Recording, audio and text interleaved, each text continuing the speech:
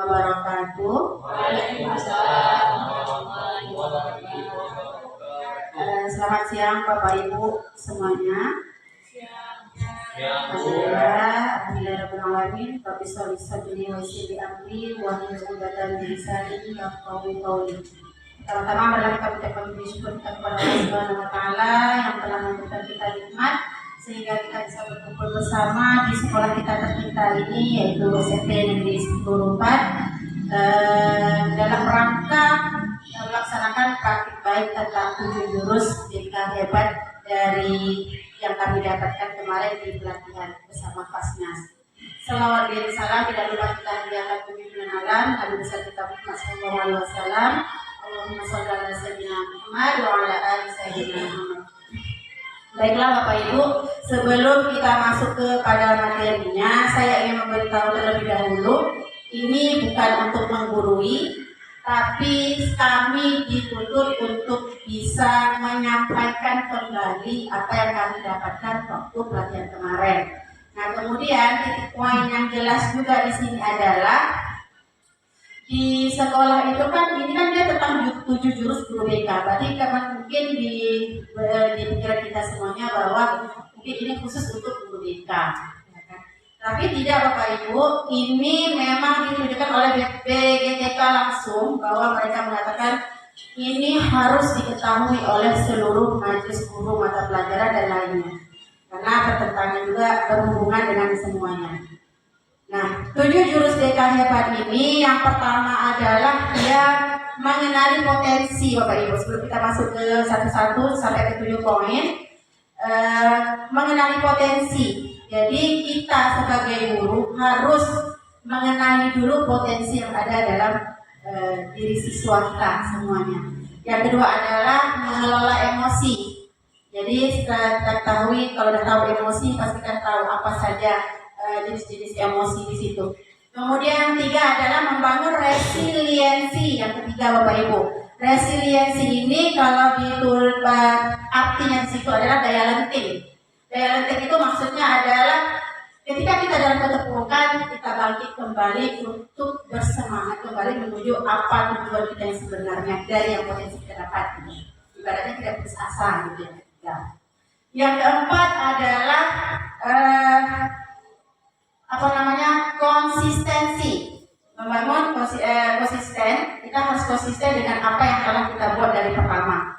Jadi apa yang kita rencanakan, apa yang telah kita susun, itu harus kita konsisten kita laksanakan pada setiap harinya bersama siswa-siswa kita. Kemudian koneksi, membangun koneksi. Tadi kan ada di lagu tadi itu Bapak Ibu, koneksi itu adalah saling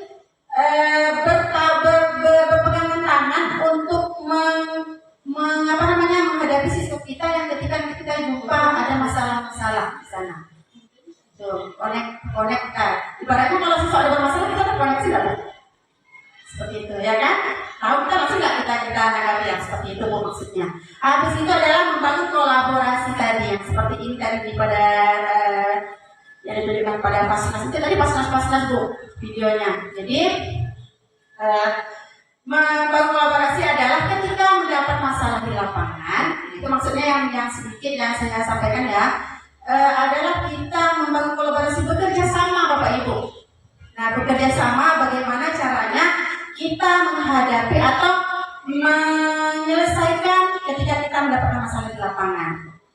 Tuh, sedikit gambarannya. Kemudian yang terakhir yang ketujuh adalah menata situasi yang terakhir, kan? Gambarnya seperti ini. Berarti menata situasi. Contohnya adalah seperti kita sekarang. Kemarin mungkin kita sudah bosan dengan situasi kita yang kemarin. Saat ini setelah diganti posisinya seperti ini, kita jadi nyaman. Sama dengan sekolah kita. Kemarin air kita nggak jalan, sekarang udah jalan. Tapi kita sudah menata situasi kita dengan baik. Nah, seperti itu. Bisa mengerti Bapak Ibu? Nah, nanti yang saya sampaikan lebih kurang seperti itu juga. Cuma agak detail lagi. Nah, seperti itu. Tapi saya minta sebelum kita mulai lagi, kita ikuti gerakan tadi, boleh Bapak Ibu? Boleh. Siap. Semangat ya Bapak Ibu ya. Siap. Berdiri Bapak Ibu. Boleh.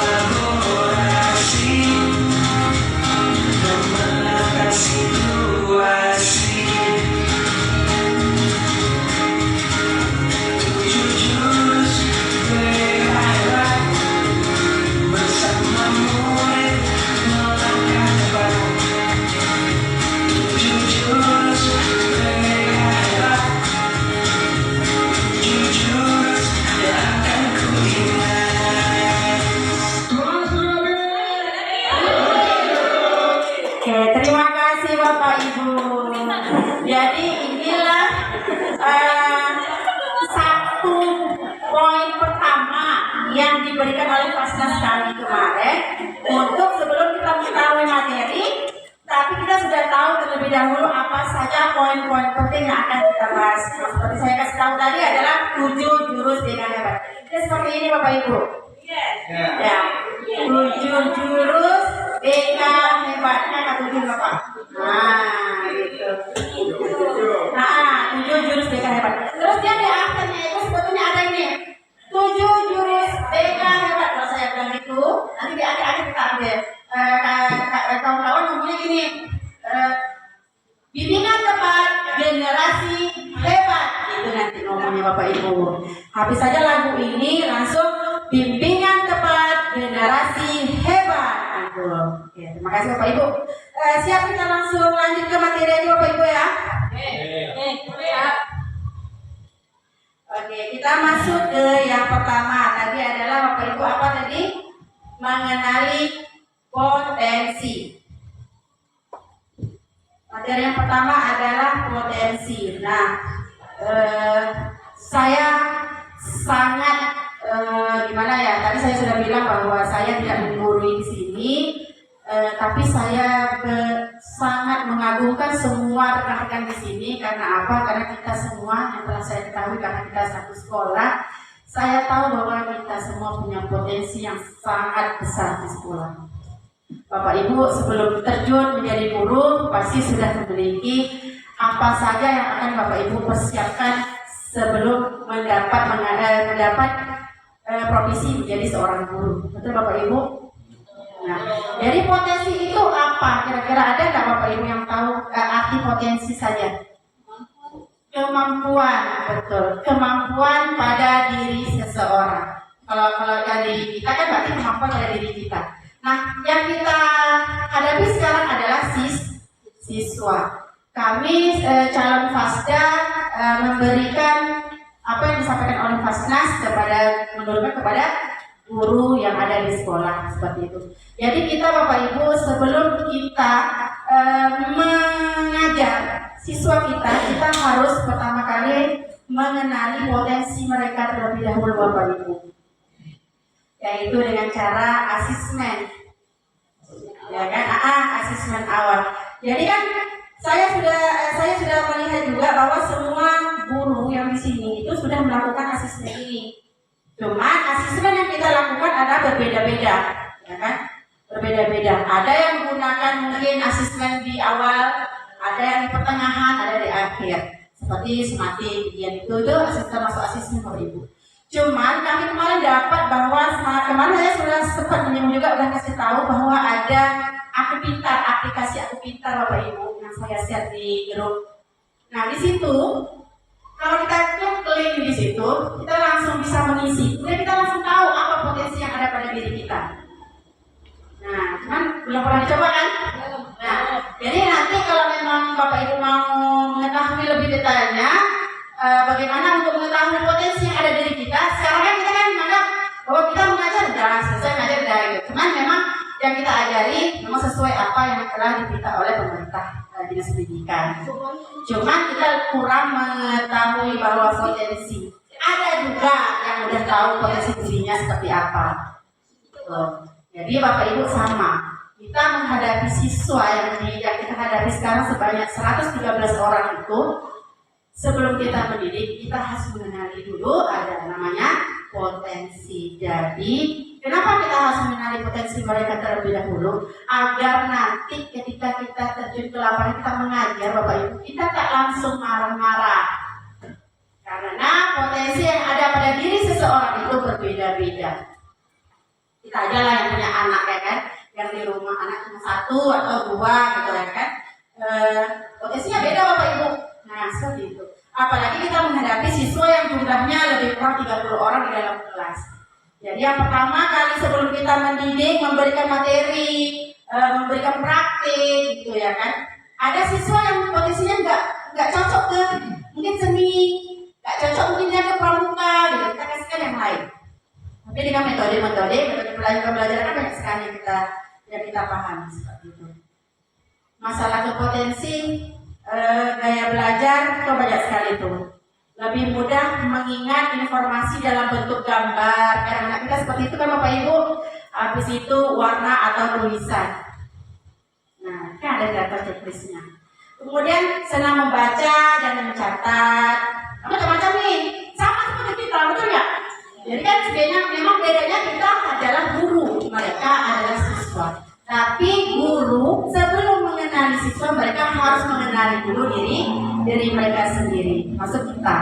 Seperti itu Bapak Ibu. Banyak sekali pertanyaan-pertanyaan sampai habis itu lebih cepat paham jika informasi disampaikan secara lisan. Ada siswa yang seperti ini, ada juga kebalikannya. Bapak Ibu jumpa di kelas seperti ini? Iya, seperti itulah Bapak Ibu. Jadi langkah pertama adalah mengenali potensi yang ada di dalam diri siswa kita. Materi yang pertama ini kira-kira kalau nggak dilanjutkan gitu, Bapak Ibu paham nggak? Jadi contohnya adalah seperti tadi, ini refleksinya seperti ini. Potensi apa saja yang Anda kenali dari hasil asesmen? Kita kan lakukan asesmen nih, kita kasih kepada siswa, pasti kita dapat informasinya kan? Nah, apa yang kita temui potensi pada diri siswa kita? Beda ada Bapak Ibu? Atau ada yang sama mungkin? Ada yang suka musik, ada 5 orang. Ada yang suka menulis, ada 5 orang, mungkin seperti itu. Bisa dipahami Bapak Ibu? Oke, kita lanjut yang kedua. Yang kedua tadi apa Bapak Ibu di lagu kita? Masih ingat lagu kita dari apa? Kelola emosi Bapak Ibu. Nah, setelah kita mengetahui potensi yang ada pada diri siswa kita, sudah jelas emosinya berbagai macam. Betul Bapak Ibu, ada ketemu seperti ini. Nah, sejatinya adalah kemarin saya sudah menyampaikan jurus 2 kepada siswa. Hampir semua, berarti kira-kira 10% lah gitu, adalah separuh paham. Saya tanya bahwa apa itu emosi. Nah, Bapak Ibu, anak kita banyak yang belum mengetahui bagaimana arti sebetulnya dari emosi, Bapak Ibu. Jadi saya tanya, emosi itu apa? Marah Bu. Besok apa lagi sejenis marah Bapak Ibu? Mengadang Bapak Ibu. Ya kan, mengadang. Habis itu apa lagi bahasa anak kita Bapak Ibu? Gitu. Saya dapat apa lagi Bapak Ibu? Sedih. Tapi mereka nggak nyebut itu Bapak. Mereka nggak nyebut itu. Jadi yang mereka tahu emosi itu hanya sekedar marah. Sudah saya buktikan di lapangan. Nah, jadi setelah itu mungkin ada yang berapa persennya ada yang udah paham, cuma mereka nggak mau ngomong waktu itu karena memang banyak sekali yang belum mengerti emosi sebenarnya. Makanya Bapak Ibu, kita sudah masuk ke emosi, anak kita itu punya emosi yang berbeda-beda. Nah, sama seperti kita, kalau kita bangun dari tidur, ada saja masalah di pagi hari itu terbawa-bawa sampai ke malam lagi. Ada yang sama Bapak Ibu, mungkin ada yang bisa mengelola emosi. Ini tentang kelola emosi Bapak Ibu ya. Ada yang seperti ini, ada yang mereka langsung sampai tidur lagi itu masih memikirkan masalah yang pertama tadi Bapak Ibu.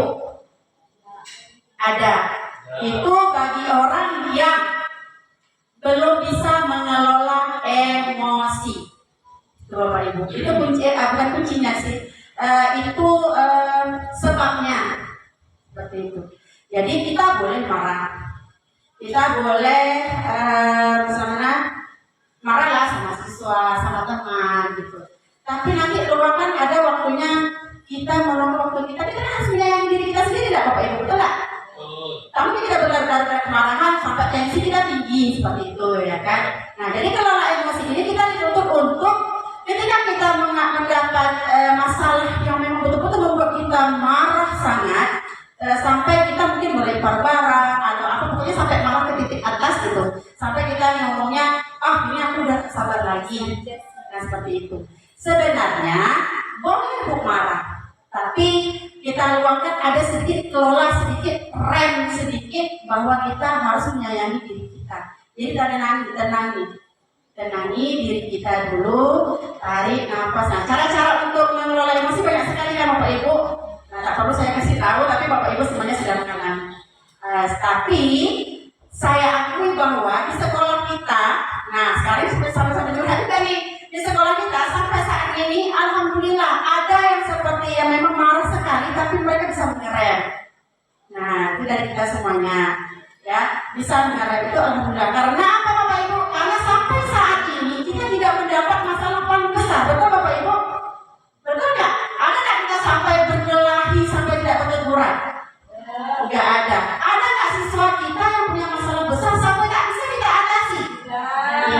ini kan kita bersyukur sekali bahwa di sekolah kita mempunyai bermacam-macam karakter guru yang punya emosinya tinggi, yang bisa mengelola emosinya. Kemudian mungkin ada juga yang emosinya diam aja. Ada kan Bapak Ibu? Ada guru yang nggak mau salah gitu mungkin. Nah, itu dia berpikir bukan tak usah ikut campur, bukan. Tapi mereka berpikir bahwa tak perlu, itu udah ada yang menangani gitu, seperti itu Bapak Ibu.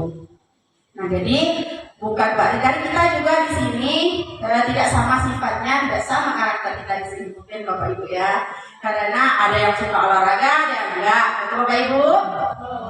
Tidak bisa kita marah Bapak Ibu, karena itulah potensinya seperti itu. Tapi kalau untuk siswa kita, kalau mereka tidak suka olahraga, tapi mereka memang harus mengikuti itu. Cuma jangan terlalu dipaksakan untuk langsung terjun ke macam mana misalnya ke apa yang mereka mau, apa yang kita mau gitu. Mereka mengikuti kita aja gitu, padahal mereka nggak suka gitu. Boleh, jadi boleh mereka mengikuti, tapi tidak kita paksa bahwa mereka harus suka olahraga seperti itu Bapak Ibu.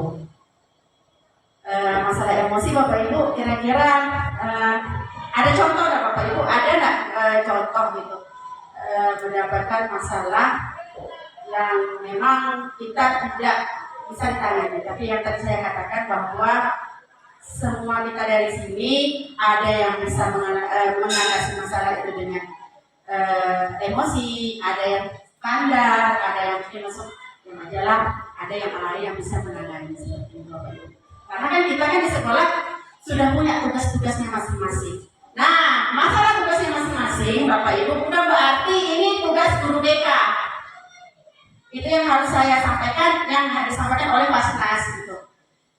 Ini tugas kita semua yang ada di sini. Jadi ketika ada masalah, dia ada 4 tingkatan kalau di sekolah Bapak Ibu. Kalau kita mengalami masalah, ada masalah di luar sama siswa ya Bapak Ibu ya. Itu yang menangani pertama adalah kalau pas sudah kena ada mata pelajaran Bapak Ibu ya, itu adalah guru mata pelajaran tersebut.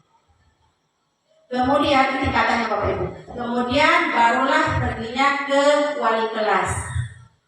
Ke wali kelas sudah, kita sebenarnya ada guru wali Bapak Ibu. Cuma ada tahu belum? Kalau kita ditunggu ke walinya siapa muridnya?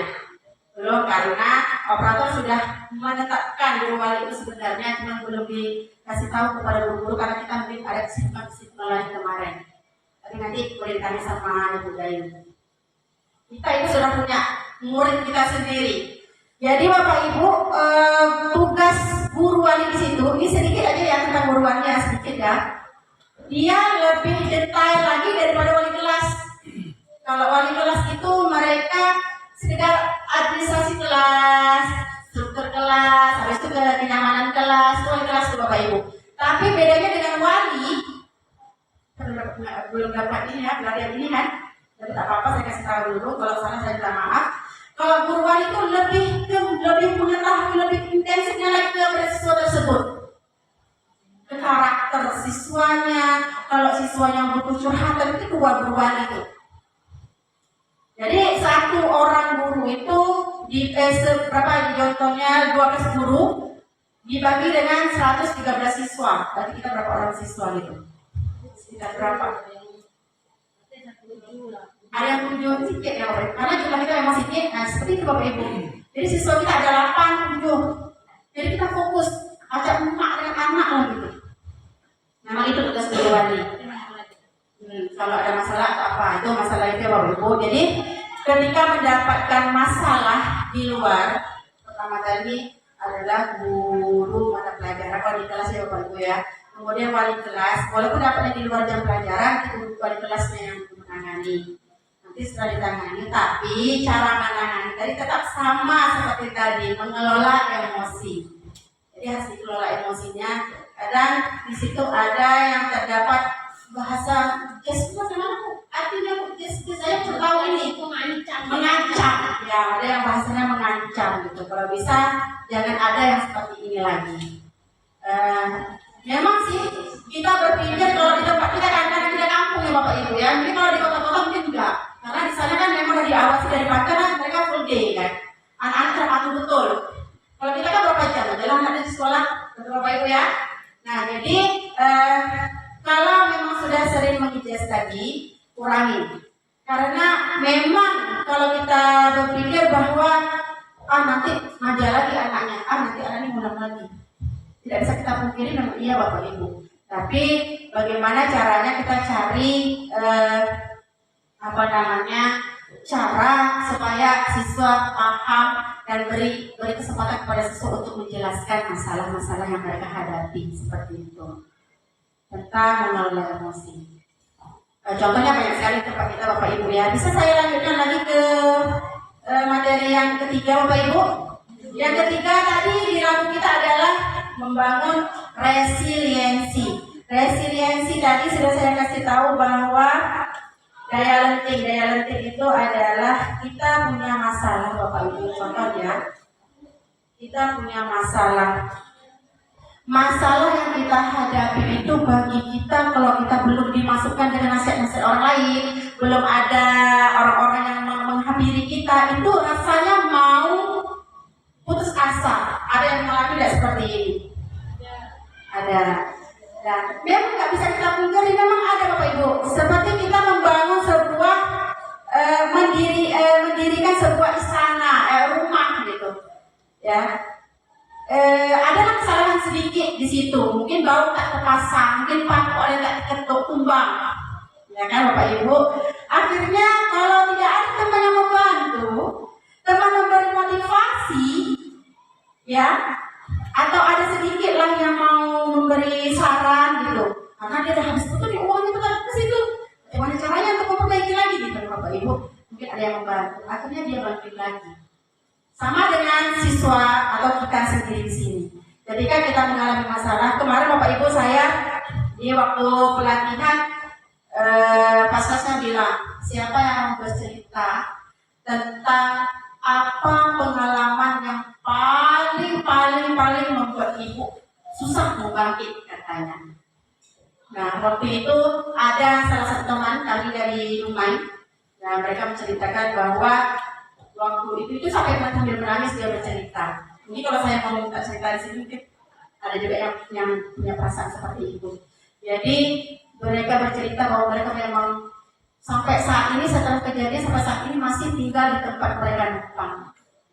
Tapi dengan berjalannya waktu mereka bangkit dan berdoa terus mereka juga, dia juga tahu bahwa aku harus bangkit. Karena kalau aku tidak bangkit, aku tidak akan jadi seperti sekarang ini. Nah, maksudnya gitulah, tidak akan menjadi seperti apa yang saya inginkan. Nah, gitulah Bapak Ibu. Akhirnya lama-kelamaan lulus P3K, habis itu lulus BPG. Saya juga bertemu kemarin waktu sama Bu Rita, ada yang menegur guru tersebut di sana. Pas waktu di Hollywood itu Bapak Ibu kami bersama tak kenal. Cuma pas waktu dia ingatkan, ibu kita kemarin pernah jumpa di Bayangkara ya. Padahal nggak kenal sama sekali Bapak Ibu. Nah, itulah dia bercerita sampai menangis, tisu atau berapa biji tisu, itulah Bapak Ibu dia bercerita. Nah, jadi keterpurukan. Saya juga bercerita saat itu. Saya memang bercerita, atau ada guru yang mau bercerita tentang pengalaman yang paling membuat Bapak Ibu. Oke, silakan Ibu bercerita. Baik, assalamualaikum warahmatullahi wabarakatuh.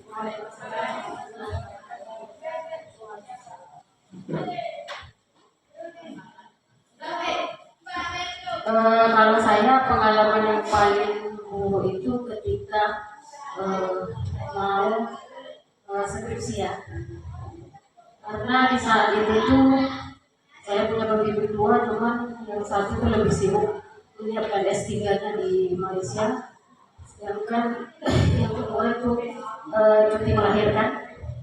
Jadi terbilang berjuang sendiri juga kan. Kemudian juga sempat ujian proposal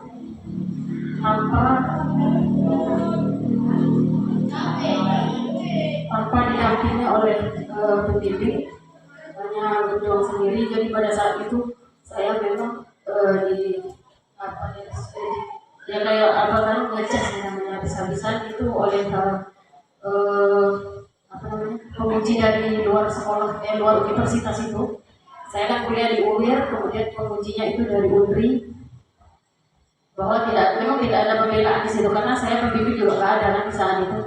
Kemudian ada salah satu penguji itu yang bilang saya harus ulang dari awal lagi, harus ulang dari awal, ganti judul semuanya, pokoknya ganti tempat, harus ulang dari awal. Sementara saya sudah lama mengerjakan proposal itu, karena penguji tidak ada jadi lama, mau ganti penguji tidak boleh, harus ngikutin itu terus. Jadi kita pun mau ngadu sama siapapun, kayak prodi ataupun apa, katanya teruskan saja yang itu, katanya kan. Jadi pada saat itu karena saya disuruh ulang, saya nggak datang ke kampus. Saya di kos saja, nggak kemana-mana. Bahkan teman saya sendiri pun yang akrab satu kos pun nggak berani tanya sama saya. Nggak ada yang berani menyapa saya karena saya memang yang terpuruk lah. Karena kan suruh ulang dari awal.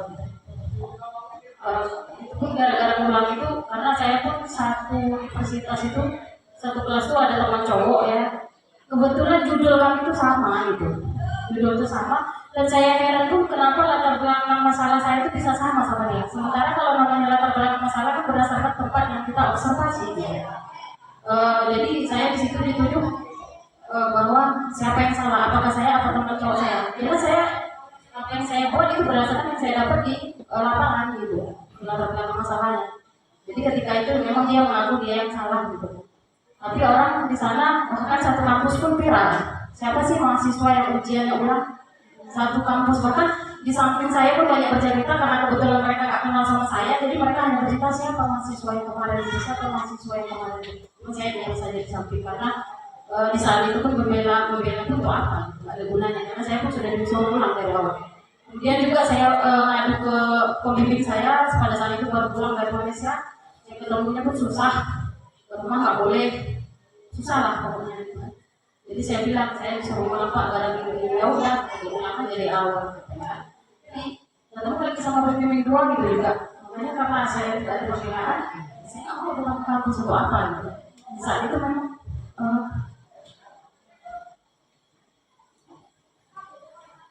rasa apa? Terus asa ada gitu. Mikir lagi karena kita kuliah udah lama gitu. Kalau nggak selesai.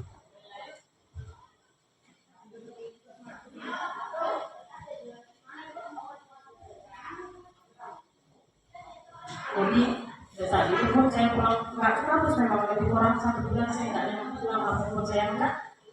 Jadi saya hanya di kos. Kemudian dari mana saya bisa praktek lagi? Saat itu saya di kamar mandi. Kamar mandi itu cukup kecil, namanya kos kan kecil. Jadi lebih kurang ada 1 jam di dalam. Saat itu saya sendiri yang merasakan kapan lagi. Itu saja. Assalamualaikum warahmatullahi wabarakatuh. Terima kasih sedikit singkat cerita dari Bu Rita. Boleh tepuk tangan Bapak Ibu semuanya. Jadi Bapak Ibu, kalau kita bicaranya dari hati ke hati,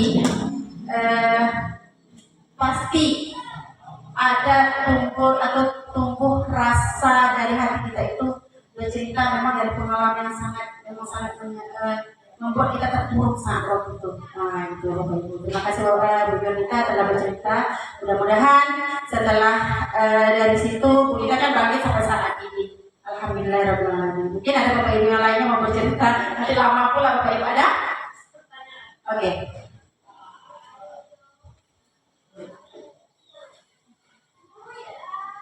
Assalamualaikum warahmatullahi wabarakatuh. Waalaikumsalam warahmatullahi wabarakatuh. Baik, maaf sebelumnya yang ingin saya tanyakan itu Bu Lia, itu mengenai perihal diri saya sendiri.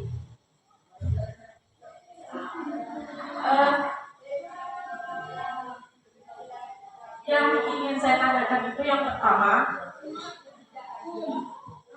kan saya melakukan proses pembelajaran di dalam kelas, saya menyadari di saat saya melakukan pembelajaran di dalam kelas itu, saya memegang utuh prinsip yang saya pegang selama ini.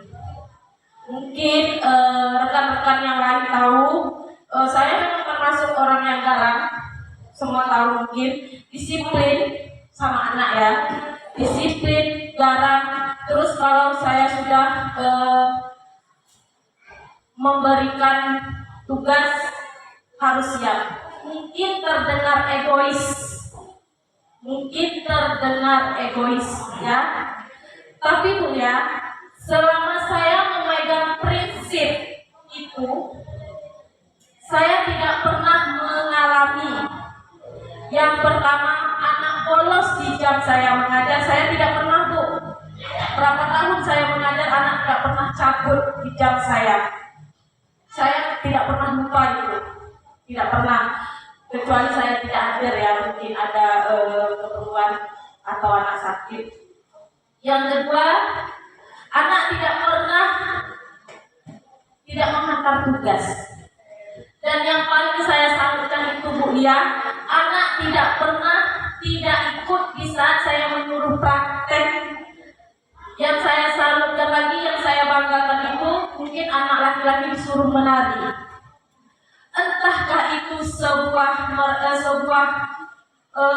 pikiran mereka, nanti kalau tidak buat tugas Bu Nana marah. Tetapi saya sudah memegang prinsip itu Bu ya.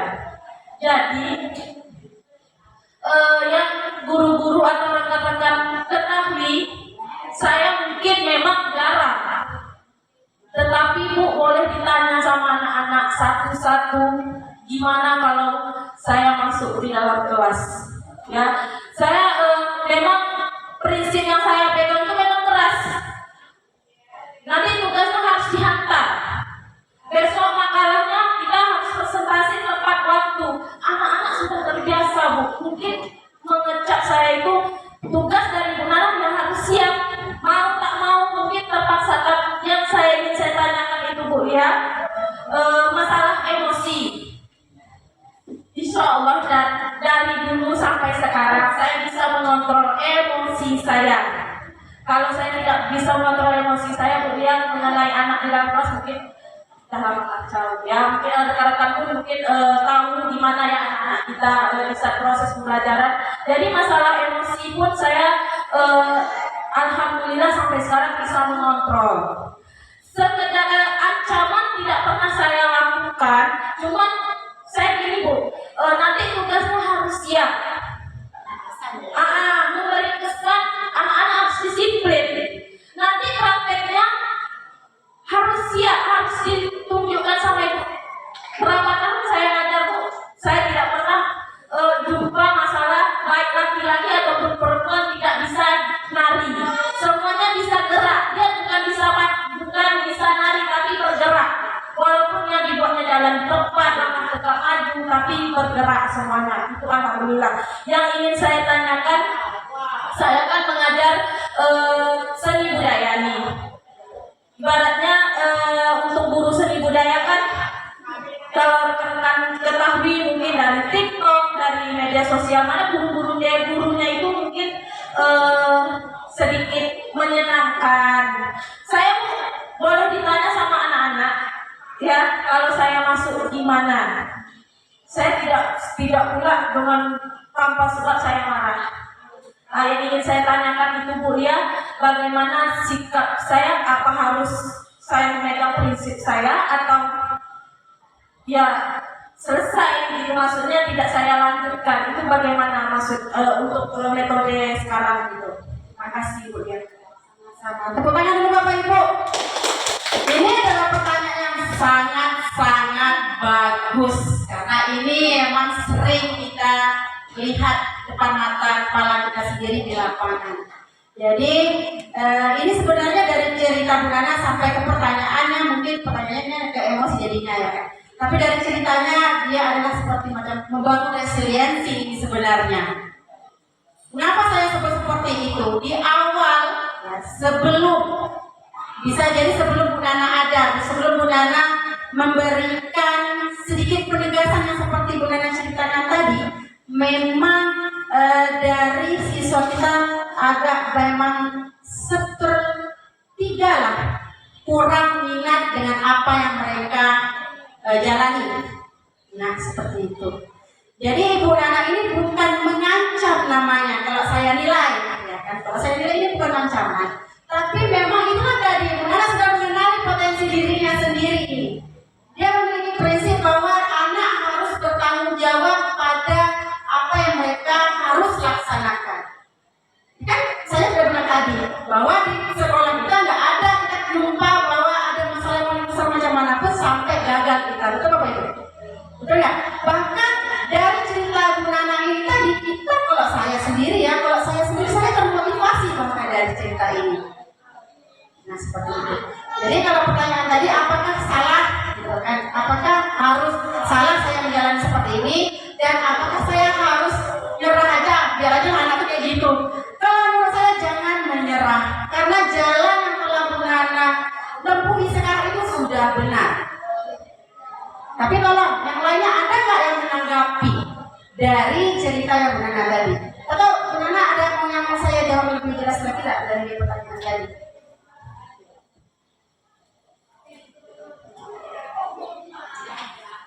Mungkin tambahan dari saya. Ini Bu Lia, pertanyaan selanjutnya. Kalau saya kan di kurikulum Merdeka ini ngambil khusus tari, ngambil satu, maksudnya yang saya ambil itu fokus satu tari. Ini gimana Bu Lia kalau untuk laki-laki? Apakah saya tetap lanjut mereka wajib mengikuti seni tari atau saya alihkan ke yang lain? Jika saya alihkan ke yang lain, saya tidak bisa fokus ke satu materi yang saya ambil. Sedangkan di seni tari itu ada seni musik, seni rupa, seni tari, dan seni drama.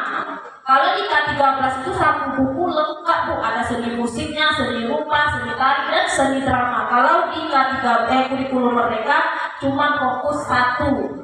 Jadi gimana nih? Tapi selama saya mengajar kurikulum Merdeka, anak-anak tidak ada kewalahan Bu.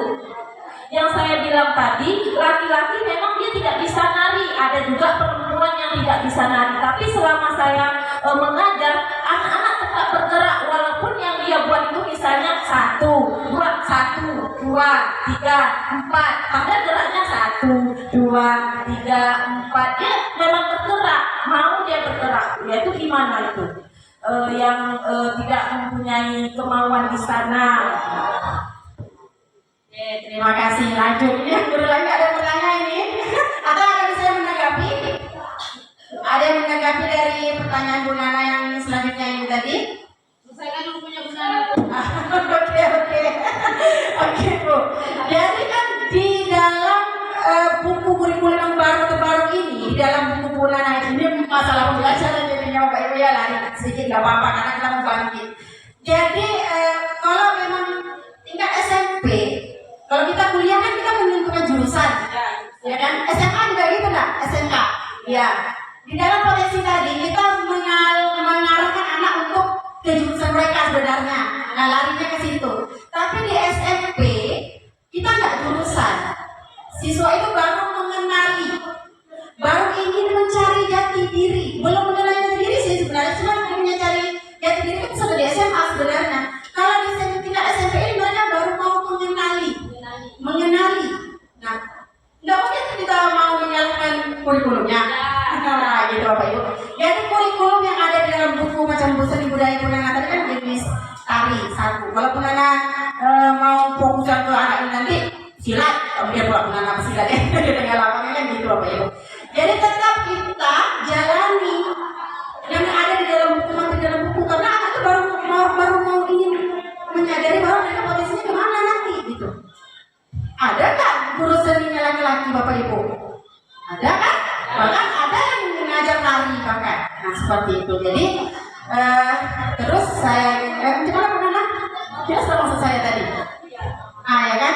Jadi waktu SMP ini kan mereka kan peralihan dari SD. SD itu kan mereka sama siswanya guru kelas. Kalau kita kan guru mata pelajaran Bapak Ibu. Jadi kita masuk ke dalam kelas kan guru mata pelajaran nih. Bu Nana khusus seni budaya. Ya Pak Sulaiman khusus bahasa Inggris. Tapi apakah Pak Sulaiman juga ngasih tahu ke anak itu kamu harus bisa bahasa Inggris? Kan enggak? Kan ada Bu Nana kan enggak mengajar seperti itu juga gitu kan. Cuma kita harus bisa mengajarkan anak itu paling tidak sedikit banyak mereka harus tahu tentang bahasa Inggris. Karena apa? Ketika mereka melanjutkan ke tingkat jenjang selanjutnya, mereka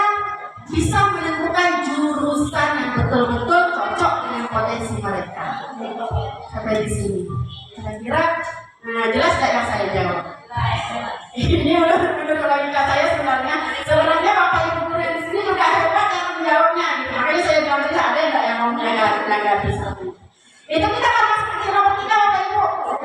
Baru masuk ke resiliensi ada 4 lagi. Apa kita harus melanjutkan atau mau lanjutkan ini lagi tadi? Lanjutkan materi aja? Atau ada yang komen lagi enggak? Jelas ya Bu Nana ya? Tapi waktu nggak cukup. Dulu ya Bu. Pesannya memang harus buat 3 hari Bu. Nah, kita lanjut ya. Oke. Oke. Yang lainnya.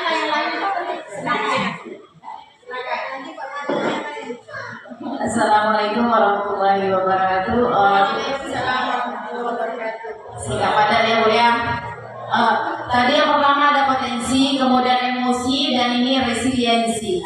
Yang pertanyaan saya adalah tadi di dalam penjabaran Ibu pertama kali Ibu menyebutkan bahwa penting kita mengenali emosi, penting kita mengenali potensi agar kita masuk tidak emosi. Nah, di sini pertanyaan saya, seperti apakah guru yang dikatakan emosi itu?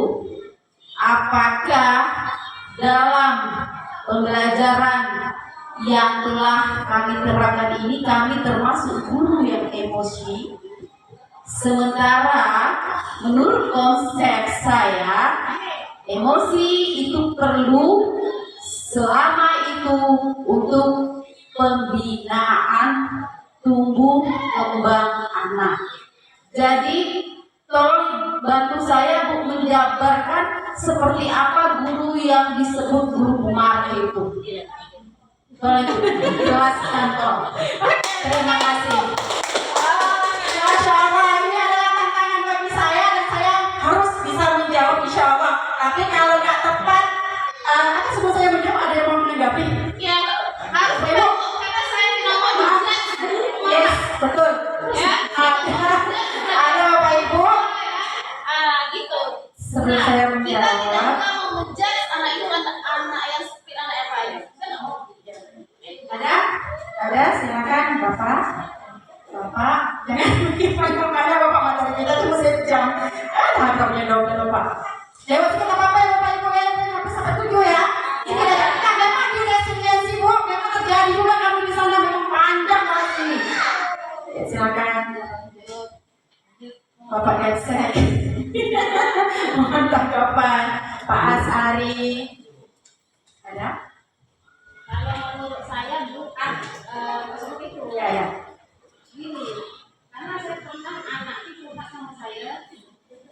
Ada guru itu ada ketika baru masuk nih, harusnya itu masuk kan nyom apa kan gitu. Pokoknya ada sesuatu yang maju, senyum gitu. Nggak ada nanya kabar udah sarapan dulu, nanya kabar juga, tiba-tiba marah-marah. Gitu kalau menurut saya. Itu tadi tanggapan.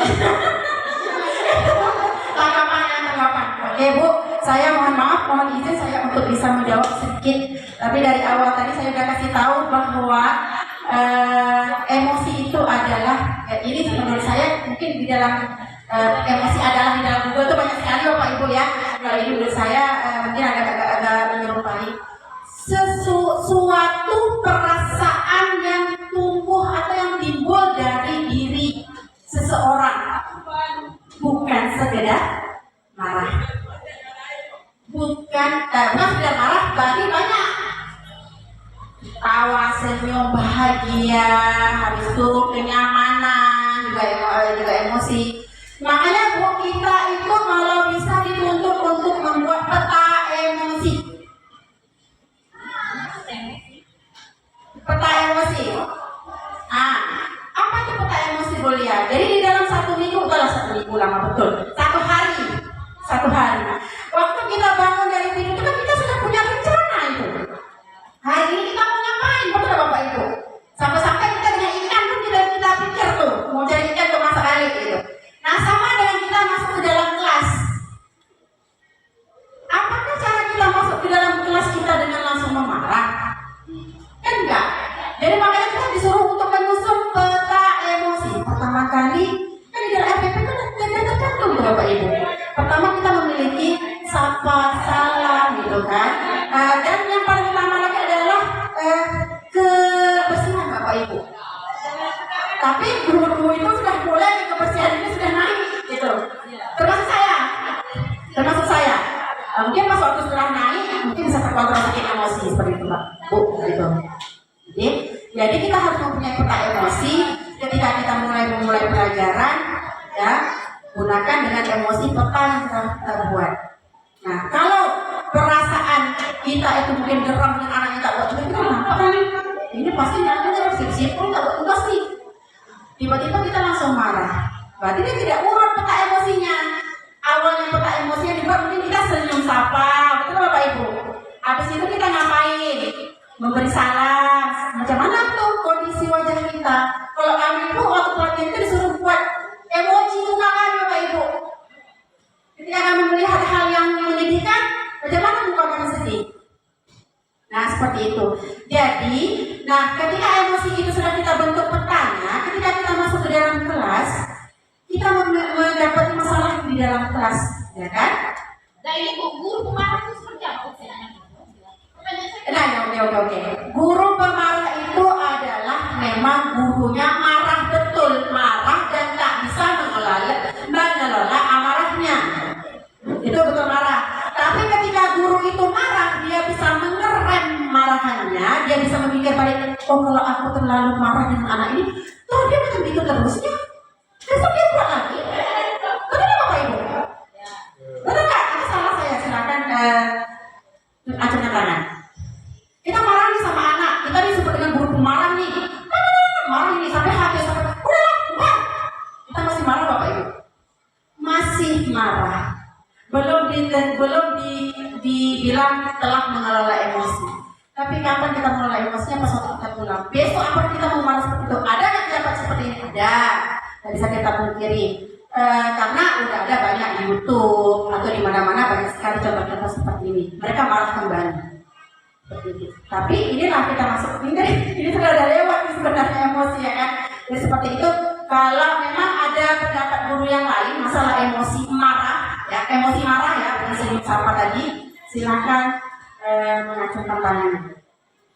Ada Bapak Ibu?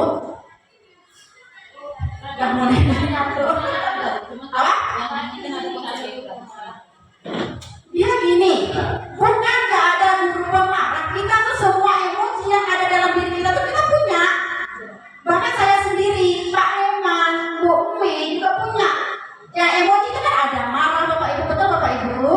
Habis itu ada bahagia, ada sedih, ada senyum, ada orang melihat orang marah dia senyum-senyum aja. Ada kan? Jadi bukan dari pertama saya buka tadi saya nggak bilang kalau kelas kita ini, sekolah kita ini ada guru yang sampai membuat masalah itu tidak bisa ditangani. Betul nggak Bapak Ibu saya tanya? Nggak ada kan sampai saat ini. Nah, jadi berarti kita termasuk guru yang bisa mengelola emosi. Coba tangan kita semua Bapak Ibu. Nah, ini bagaimana Bu ya? Bisa dipahami nggak kira-kira? Terima kasih Bu ya, sangat tertantang. Kemudian kita lanjut lagi. Silakan Bapak Ibu. Jurus keempat, konsisten. Nah, kesadaran, disiplin positif dan disiplin biasa. Ini konsisten. Jadi apa yang kita lakukan dari pertama, kedua, ketiga, kita harus tetap melaksanakan apa yang kita jalankan dari pertama tadi. Jadi tadi dia konsisten. Iya, punya prinsip. Pakai prinsip. Nah tuh. Ada yang mau menanggapi masalah ini nggak? Atau mau kita lewat aja konsisten?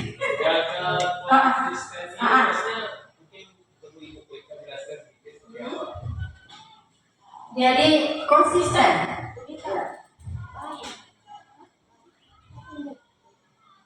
Sini Bapak Ibu, mari kita baca sama-sama. Selamat datang di Lembah Bambu. Sebagai pendekar, kali ini kamu akan belajar jurus jaga konsistensi. Siapkan diri dan konsentrasi. Siluman Habibullah akan menghalangi. Ini maksud orang yang diram itu Bapak Ibu. Lawan dan kalahkan siluman itu sebagai tanda kamu sudah bisa menguasainya. Nanti kita harus punya prinsip dan kata Bapak. Jadi kita harus menyiapkan diri kita untuk selalu berkonsentrasi dan hadapi. Nah, jadi makanya tadi yang dibilang kita tadi betul. Kita harus menjaga prinsip. Kalau ke prinsip kita untuk mendisiplinkan siswa, kita harus disiplin. Jangan kita melalaikan disiplinnya. Seperti itu. Kita udah buat nih susunan program kita dalam 1 tahun, tapi kita lari dari situ. Posisi nggak kira-kira? Sama dengan FP Pro 2. Kita masuk ke Minecraft. Kita masuk ke situ. Jadi kenapa saya angkat ke situ? Biar gampang untuk memahami apa itu konsisten. Ada yang sudah mengalami ini, ada yang mengungkapkan sedikit pendapatnya tentang konsisten. Jadi Bapak Ibu, apa yang sudah kita rancang, apa yang sudah kita bangun, ya, kita jalani seperti besok itu tetap kita jalani itu, dan kita stop di situ saja Bapak Ibu. Jadi tak jalan nanti, seperti Bunana punya konsisten. Dia tetap ingin mendisiplinkan siswa. Memang dia tidak disebutkan menjadikan siswa, tapi dia membangkitkan semangat siswa itu untuk bisa menggali potensi yang ada pada diri mereka. Bukan pemaksaan ini. Balik lagi kita ke kasus Bu Nana tadi. Bukan pemaksaan. Tapi Bu Nana mau bahwa siswa ini kalau sudah dia tahu ini, jangan kita inikan lagi gitu. Yang kita tak kita tengokkan lagi. Oh, pandai pun dia sendiri di situ. Tak perlu lagi. Padahal anak tuh anak-anak sendiri mudah-mudahan berubah kan Bapak Ibu. Betul Bapak Ibu. Terus di umur-umur anak kita yang sekarang ini Bapak Ibu, anak-anak yang puber. Anak yang mereka sendiri pun nggak tahu Bapak Ibu. Tapi Bapak Ibu coba, mungkin saya salah ya. Coba Bapak Ibu baca lagi atau gimana, atau melihat lagi keterangan-keterangan di Google atau di YouTube atau melalui ustaz-ustazah seperti itu Bapak Ibu, atau guru-guru yang pintar-pintar di luar sana mengenai anak yang umuran anak kita SMP Bapak Ibu. Mereka melakukan kesalahan, ada nggak Bapak Ibu ketemu anak itu Bapak nggak bisa menjawab. Kita tanya nih, apa yang kamu lakukan tadi? Bahkan ada yang tidak tahu Pak. Entah. Ya mereka memang nggak tahu Pak Ibu. Siapa yang ingin memberitahunya? Kita. Nah, kita yang memberitahu. Kita paham kan apa yang maksudnya dia tadi, kenapa dia seperti itu kan? Nah, kita menggali dengan seperti ini loh, maka kamu begini. Jadi Bapak Ibu, sama dengan kita memiliki seorang anak tadi, balik lagi ke hal seperti itu. Kalau saya sendiri punya anak nih Bapak Ibu, saya pendidikannya di rumah itu saya sama anak saya. Sebelumnya saya itu pakai yang garam tadi Bapak Ibu, ya pakai yang garam. Ternyata anak saya tidak suka. Saya diacuhnya, tak mau ditegur, tak mau. Bahkan mungkin 3 hari atau 4 hari mau kita dengan saya Bapak Ibu. Tapi tak mungkin kita biarkan anak kita seperti itu kan Bapak Ibu. Nah, saya panggil, saya gali lagi. Apa sih yang membuat dia seperti itu? Setelah saya ketahui karena pas untuk umur itu memang seperti itulah anaknya Bapak Ibu. Mereka belum bisa mengenali dirinya sendiri bahkan. Kalau perempuan kan lebih cenderung ke skincare. Habis itu suka-suka dengan lawan jenis, betul Bapak Ibu. Nah, jadi pola dalam kita memberikan bimbingan lagi kepada mereka bagaimana jalan itu kita yang memberi Bapak Ibu. Mereka nggak bisa menemukan jalan mereka sendiri di umur ini ya. Jangan samakan dengan umur anak yang sudah di SMA atau di masa kuliahnya. Dia harus konsisten, macam kita mendidik anak kita, oh ini jalannya. Besok kita tambah lagi, bukan berarti tahun itu aja. Kita tetap evaluasi dari yang pertama. Kita evaluasi dari yang pertama, kita lanjutkan lagi, kita percantikkan lagi kita ini tadi. Jalan cara kita untuk bisa menggali potensi dia tadi, seperti itu Bapak Ibu. Sampai di sini, apakah ada yang mau menanggapi atau kita lanjut? Yang keempat ya, konsisten. Yang kelima, oke. Yang keenam, tadi dilakukan ada yang masih ingat? 5 jalin koneksi. Konek. Tahu lah Bapak Ibu konek macam mana? Tahu Bapak Ibu koneksi, jalin koneksi. Listening tahu teman kan? Listening itu seperti apa? Mendengarkan teman. Ya. Habis itu refleksinya adalah diskusi menggali makna di balik permainan atau simulasi. Ini ada permainan, Ya, kemudian mungkin kita main di sini Bu lama sekali. Habis itu konsep keterampilan mendengarkan aktif. Jadi macam tadi listening tadi Bapak. Listening itu kan kita mendengarkan. Kalau dulu Bapak ingat oke. Dulu zaman kita dulu. Apa listening itu? Listening kita mendengarkan soal kan dari radio. Itu maksudnya. Kemudian mengkoneksi sebelum koreksi. Kita koneksi dulu Pak masalah siswa. Ini masuk saya udah masuk ke masalah siswa udah pada baru. Jadi kita masuk dulu ke masalah siswanya. Kita jalin dulu koneksi dengan siswa. Kita dengar dulu apa yang akan mereka sampaikan. Seperti itu Bapak Ibu maksudnya. Habis itu barulah kita koreksi.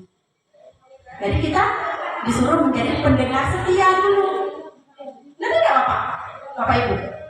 Berarti kalau ada masalah siswa di luar sana, kita disuruh untuk mendengar dulu Bapak Ibu masalah siswanya. Jangan langsung kita marah, langsung kita, oh kamu tuh gini, kita nggak tahu. Mungkin di belakang sana mereka dibalas sama orang tuanya, ya kan? Mungkin di rumah mungkin mereka minta jajan 5.000, 1.000 pun nggak dapat dari rumah. Akhirnya karena udah mengemis-ngemis minta jajan dengan mak bapak, dia terlambat ke sekolah. Betul Bapak Ibu? Ada kita jumpa seperti ini atau belum kita laksanakan tentang listening aktif tadi.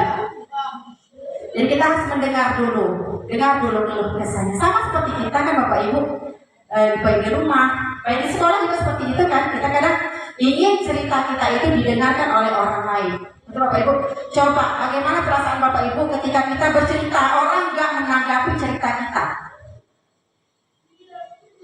Sedih ya? Bosan jadi sedih ya bosan. Seperti itu. Jadi sampai sini aja kita nggak perlu buka dan materinya lebih lanjut. Kalau udah paham di sini tuh seperti itu caranya Bapak. Jadi tidak semua siswa itu di setiap harinya itu bahagia Bapak Ibu. Ada siswa kita mungkin ada problem hal, ya kalau bisa janganlah sampai mengapakan ke anak gitu ya kan. Habis itu ada mungkin sudah mengenali lawan jenis yang mereka anggap itu tempat curhat yang paling aman nyaman. Kalau tak kita bimbing Bapak Ibu yang seperti ini, terjadilah hal-hal yang tak kita inginkan.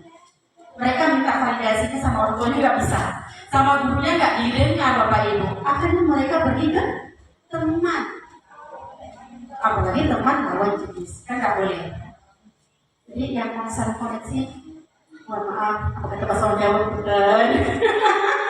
Paham Bapak Ibu? Kita lanjut yang keenam.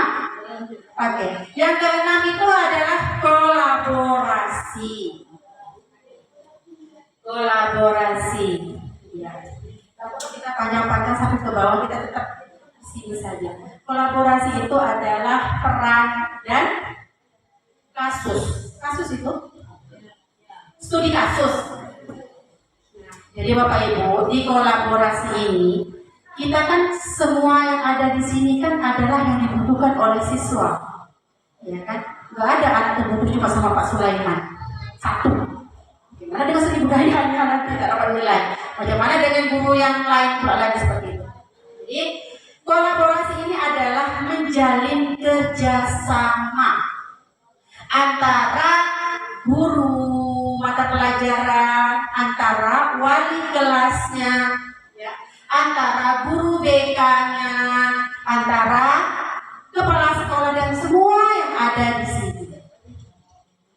Jadi kolaborasi, karena di sini saya sering sekali komen di Facebook Pro Bu Nana itu adalah apa namanya?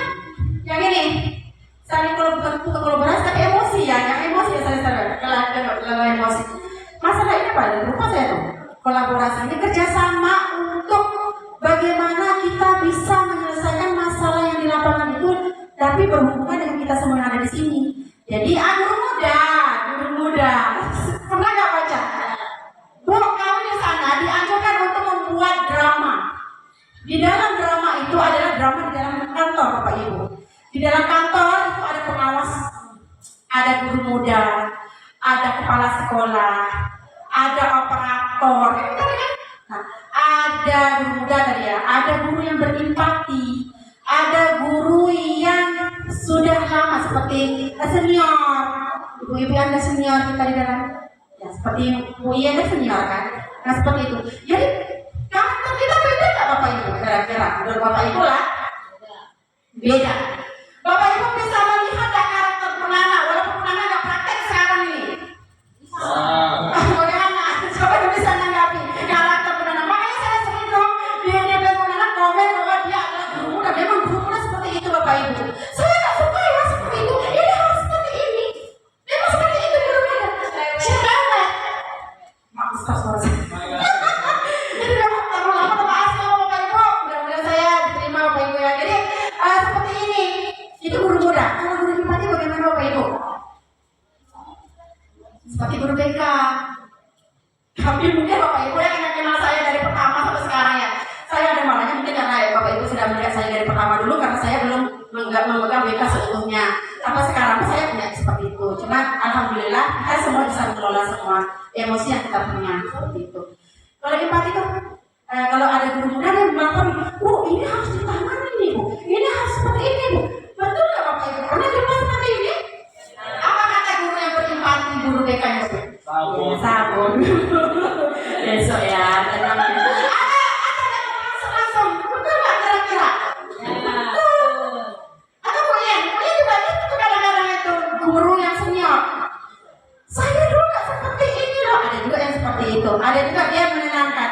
Ya, dia bersama dengan yang empati tadi. Kalau Bu Yen itu yang senior, yang senior. Senior. Betul nggak? Jadi saya kalau ada PPS itu makin panas nih banyak panas tapi asik. Nah, dengan guru-guru yang memang betul-betul mantap semuanya yang ada di sini. Karena memang saya akui bahwa kita di sini memang saling bekerja sama. Memang kita ada mungkin tersinggung, mungkin ada kita menanggapi bahwa orang ini seperti ini, orang ini seperti ini. Tapi kita tidak maksudnya lama-lama dengan emosi kita yang seperti itu kan Bapak Ibu bisa kita mengerem karena kita menyayangi diri kita, kalau dia bisa menyakiti hati diri kita dengan keamarahan kita gitu. Oke Bapak Ibu, sedikit lagi kita mau selesai. Nanti kalau satu kali ini baru kita lanjut lagu satu habis itu langsung yang tadi bimbingan tempat generasi hebat. Siap Bapak Ibu? Satu lagi. Yang terakhir ini adalah ta'awun lagi yang tadi saya sampaikan bahwa kita harus sama-sama menata situasi di sekolah kita itu menjadi nyaman, aman, tentram. Betul Bapak Ibu mau sekolah kita seperti ini? Betul maksudnya? Ada yang komen di sini atau ada yang mau yang ditanyakan masalah menata situasi seperti di sekolah di kelas tadi dapat struktur belum siap gitu.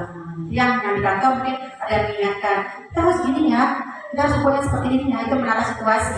Yang seperti air, nggak jalan. Nah, dikasih masukan. Kita harus seperti ini ya. Yuk kita sama-sama memperbaiki ini gitu. Ada yang memperbaiki air, ada juga yang menjalankan sholatnya. Seperti itu. Jadi kita bisa sama Bapak Ibu di situ untuk menata situasi di sekolah kita itu menjadi aman nyaman. Nah, yang terakhir adalah bully. Ini yang masih panas-panasnya Bapak Ibu. Tidak di sekolah kita saja. Di sekolah kita Ibu Bapak Ibu, saya mungkin saya sendiri lah, atau mungkin Bapak Ibu juga ada yang sama ya. Saya memang mendapatkan Bapak Ibu anak kita yang membuli, ya. Tapi yang tadi kita semua yang ada di sini sama-sama sudah punya kemampuan bagaimana cara untuk menyelesaikan masalah ini. Sebenarnya Bapak Ibu, masalah ini tidak hari itu juga selesai. Kalau di BK Bapak Ibu, dia ada sudah ditangani, ya kan? Sudah diapa-apakan semuanya. Dia ada tindak lanjut lagi Bapak Ibu. 1 minggu ke depan itu dilihat lagi anaknya buat lagi atau tidak. Jadi bukan berarti masalah itu harus hari itu juga selesai. Ada pokoknya hari itu juga selesai masalahnya ada Bapak Ibu. Ada, tapi tidak semuanya, betul nggak? Terus masalah ini menata situasi ya, nyaman, aman tadi di sini sudah ada. Atau ada yang bertanya terlebih dahulu sebelum kita masuk ke sini? Nih, ada resiko. Di sekolah itu kita punya ancaman Bapak Ibu. Ancaman itu dari luar. Kalau ancaman itu dari luar, contohnya apa di situ eksternal, berarti kan masalahnya datangnya dari luar kan Bapak Ibu. Kalau eksternal itu seperti itu disebut dengan ancaman Bapak Ibu. Ini untuk mengatur situasi ya. Ancaman. Kemudian ada tidak bisa dikendalikan langsung dari ancaman ini. Masalah di luar sana, anak kita mungkin ada masalah di luar, nggak bisa diapa langsung, mungkin berhubungan dengan polisi, mungkin berhubungan dengan bandar, kita apa gitulah ya. Kalau bisa jangan gitu ya. Itu sebuah ancaman. Kemudian yang kedua adalah kerentanan. Rentan itu dari dalam Bapak Ibu. Jadi ada hal-hal di luar sana yang mengundang anak kita untuk bisa mencoba apa yang di luar sana. Ancaman seperti narkoba kan Bapak Ibu? Ya kan? Narkoba, merokok, perkelahian. Iya, narkoba di luar. Tapi anak kita di dalam bisa menjadi kerentanan untuk mereka mengikuti. Kita udah nampak kan standing, ngeng di jalan, pinternya. Itu kerentanan anak kita untuk bisa mengikuti yang dari luar tadi Bapak Ibu. Tak bisa kita pungkiri juga bahwa yang di dalam ini ada orang luar itu juga. Betul nggak? Nah, udah mulai dulu. Terakhir. Kemudian terakhir adalah kapasitas. Nah, bagaimana dengan kapasitas kita yang ada di sekolah Bapak Ibu? Apakah kita membiarkan seperti ini terus? Kan tidak. Ya, apa kapasitas yang harus kita ketahui Bapak Ibu? Kesadaran. Nah, kita harus sadar. Kita harus cepat-cepat sadar nih. Jika ada ancaman dan ada kerentanan di sekolah kita. Kamu nggak Bapak Ibu kira-kira? Kok nampak saya Bapak Ibu? Jangan kok tak paham ya, atau ada yang perlu ditanyakan Bapak? Ya. Jadi Bapak Ibu dekat situ, dekat situ ada bahasa itu lagi dah. Jadi ancaman ya dengan kerentanan itu dikali berapa banyak ancaman yang ada di sekolah kita gitu loh maksudnya Ibu. A kali R bagi K sama dengan apa? Kalau kami kemarin kasih kartu Bapak Ibu, kartu kerentanan, kartu ancaman, dan kartu kapasitas. Maksud kartu itu apa? Ada berapa ancaman di sekolah kita? Ada berapa kerentanan yang sudah terjadi? Habis itu kita bagikan dengan kapasitas yang kita miliki di dalam ini, sama dengan banyak ancaman atau banyak kerentanan atau banyaknya kapasitas. Jadi kalau banyak kapasitas berarti kita bagus Bapak Ibu sekolah kita. Jangan Pak. Ibu, Pak, ngerti ya maksudnya ya? Nah, jadi itu. Jadi dari sini ini dia. Aspek aman, nyaman, dan menggembirakan. Yang pertama adalah aman. Aman dari kekerasan, ya kan? Saya nggak lihat di situ ya Bapak Ibu, saya matanya nggak kelihatan di situ. Habis itu aman di ranah online anak kita Bapak Ibu. Terus aman dari bencana. Kerentanan tadi Bapak, bukan kerentanan. Apa tadi yang pertama tadi itu? Ancaman. Aman nggak kita dari Bapak Ibu kira-kira dari aman tadi? Macam sedikit ya Pak ya. Jadi ancaman tadi aman nggak kira-kira Bapak? Kalau kita tengok di lingkaran aman dari bencana, insya Allah ya Bapak Ibu ya. Aman dari kekerasan, ada sih. Ada nggak Bapak? Ada, dulu. Tapi sekarang insya Allah udah ada. Pasti yang di sebelah sana adalah aman dari online Bapak Ibu. Di ranah online, anak kita yang suka menyebarkan video yang tak mungkin gitu loh, itu maksudnya ancaman. Ada kita jumpa. Nah, kalau ada Bapak Ibu berarti sekolah kita tidak aman, ya kan? Berarti sekolah kita tidak aman Bapak Ibu. Nah, yang kedua nyaman. Apakah sekolah kita sudah nyaman dari relasi sosial? Apakah hubungan sosial di antara kita di sekolah itu sudah baik? Kalau memang baik, nanti masuk kategori nyaman. Habis itu nyaman sarana prasarana juga kita ini. Sarana prasarana kita ada, alhamdulillah sudah dicukupi sama bendahara kita semua di sini. Walaupun ada yang mungkin ada anak yang mau, tapi belum ada gitu. Nah, habis itu nyaman dengan lingkungan. Kalau ketiga-tiga ini sudah kita jalani Bapak Ibu, maka sekolah kita sudah masuk ke ranah nyaman.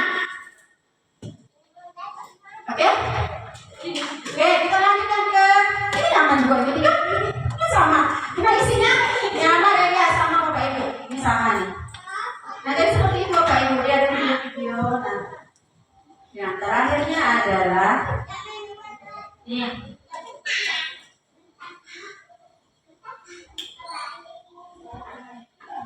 kita masuk terakhirnya. Kamu sudah berhasil menguasai jurus menata situasi sampai habis tadi Bapak Ibu.